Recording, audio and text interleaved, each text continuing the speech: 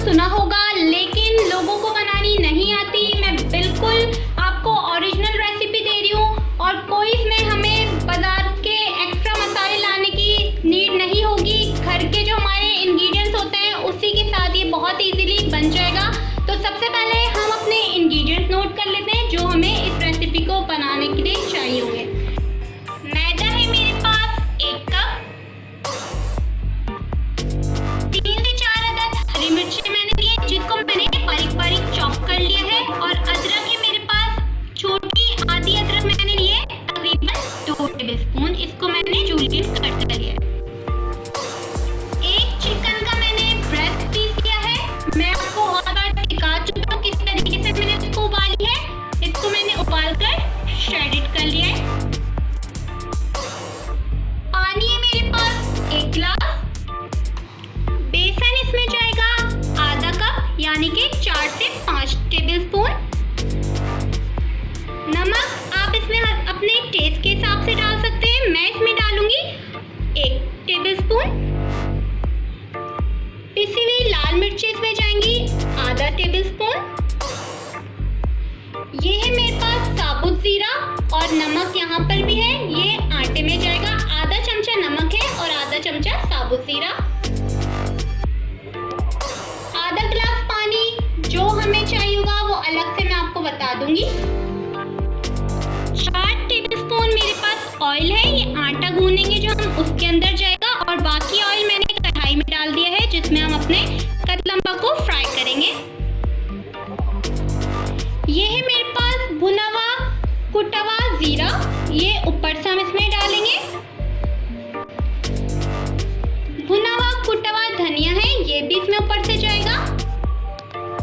कुटी हुई लाल मिर्च है, ये भी अगर आप स्पाइसी खाते हैं तो ऊपर से डाल लीजिएगा, वरना इसको डिस्कार्ड कर दीजिएगा। ये इसका मेन इंग्रेडिएंट है जो है red food colour. Red food colour आपको इजीली मिल जाएगा, और ये थे हमारे इंग्रेडिएंट्स।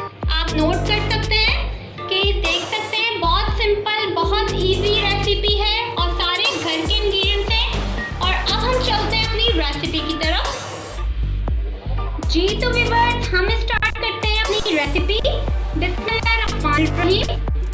सबसे पहले मैं एक बाउल में 4 से 5 टेबलस्पून बेसन डाल रही हूँ। मेरे पास 4 से 5 टेबलस्पून ही है। सॉल्ट इसमें मैं डाल रही हूँ ½ टेबलस्पून। आप अपने टेस्ट के हिसाब से यूज़ कर सकते हैं। पिसी हुई लाल मिर्चें मैं इसमें डाल रही हूँ ½ टेबलस्पून। ये भी आप अपने टेस्ट के मुताबिक कम ज़्यादा डाल सकते हैं। भुना हुआ कुटा हुआ ज़ीरा, ये मैं थोड़ा सा इसमें ऐड कर रही हूँ, आधा चाय का चम्मच। और ये मेरे पास था रेड फूड कलर, ये भी मैं इसमें डाल रही हूँ तकरीबन थोड़ा सा, बिल्कुल 1 चुटकी। और अब मैं इसको पानी के साथ थिक बैटर इसका बना लूँगी, जैसे आप पकोड़ों का बेसन घोलते हैं, और ये बिल्कुल रेडिश कलर का होगा। हेलो व्यूअर्स, आप देख सकते हैं इसको मैंने पानी के साथ घोल लिया है। इसकी कंसिस्टेंसी आपको मैं दिखा सकती हूँ। इसी तरीके से इतना थिक आपने रखना है, और अब इसको हम साइड पे रखते हैं और हम गूंद लेते हैं इधर आटा। आटे में मैं आधा चम्मच नमक डाल रही हूँ, और ये साबुत जीरा आधा चम्मच। ऑयल है मेरे पास 4 टेबलस्पून, ये भी मैं साथ डाल दूंगी। और पानी से हम अपना आटा गूंद लेंगे जिस तरीके से आप आटा गूंदते हैं।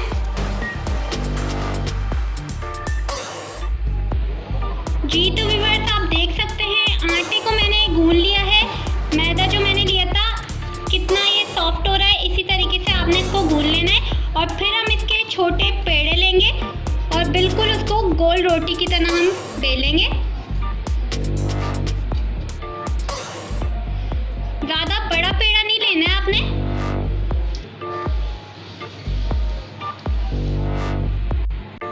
और ये छोटा सा मैंने पेड़ा लिया है, इसको मैं गोल बेल ले रही हूँ रोटी की तरह। आप देख सकते हैं मैंने रोटी की तरह इसको गोल बेल लिया है। ज़्यादा मोटा और ज़्यादा पतला नहीं होना चाहिए। अब मैं नीचे इसमें थोड़ी सी बेलने के बाद मैदा जो था ड्राई वाला वो इधर नीचे बिछाकर फिर इसको रखूँगी, वरना चिपक जाएगी। और अब हमने जो अपना मिक्सचर बनाया था ये बेसन वाला, ये इसके ऊपर हम डालेंगे और इसको इस तरीके से हम पूरे पे फैला लेंगे जैसे हम पिज़्ज़ा सॉस लगाते हैं। तो ये नीचे चिपकेगा नहीं क्योंकि नीचे मैंने ड्राई मैदा लगा लिया है। अगर हम नहीं लगाएंगे तो वो चिपक सकता है।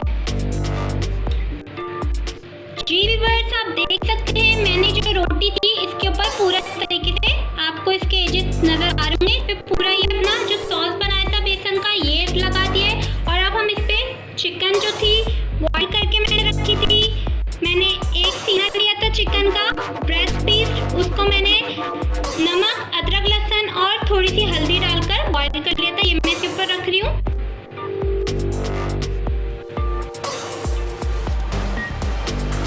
चिकन मैंने इसके ऊपर डाल दिया है और अब हरी मिर्ची मैं इसमें यूज़ कर रही हूँ।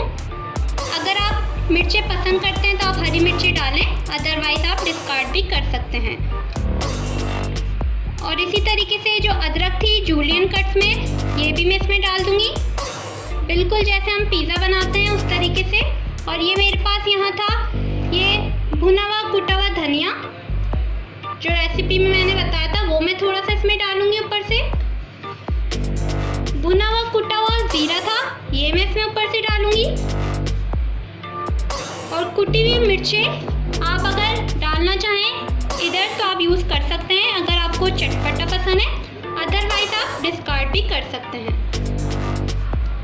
और अब आप इसको थोड़ा सा हल्के से हाथों से इस तरीके से प्रेस कर लें ताकि सब इसमें फिक्स हो जाए।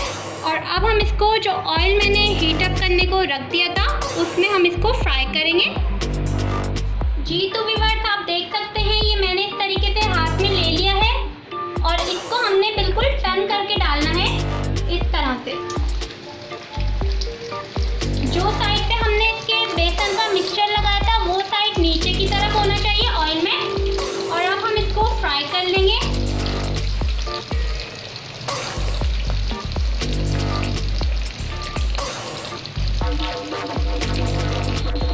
जी व्यूअर्स, आप देख सकते हैं एक साइड से ये बिल्कुल पक चुका था, मैंने इसकी साइड टर्न कर दी है। और जो इसमें मैंने लगाया था सामान आप बिल्कुल ध्यान से डालिएगा, आपको इसको थोड़ा सा प्रेस करना पड़ेगा वरना ये हट भी सकता है ऑयल में। और कद लंबा खाकर आप लोग ये मत सोचिएगा कि आपका कद लंबा हो जाएगा। तो बस ये हम इसको देख लेंगे, अगर इसकी साइड हो जाएगी एकदम गोल्डन ब्राउन तो फिर हम इसको सर्व करते हैं। जी व्यूअर्स, तो आप देख सकते हैं कद लंबा फ्राई हो गया था और मैंने इसको सर्व कर लिया है। आप ज़रूर इस रेसिपी को ट्राई कीजिएगा और मुझे अपना फीडबैक ज़रूर दीजिएगा। आई होप आपने ऐसी यूनिक डिफरेंट रेसिपी नहीं ट्राई की होगी आज से पहले। ये आप ज़रूर बनाइएगा, अपने घर में फैमिली मेम्बर्स को खिलाइएगा और मुझे दुआओं में याद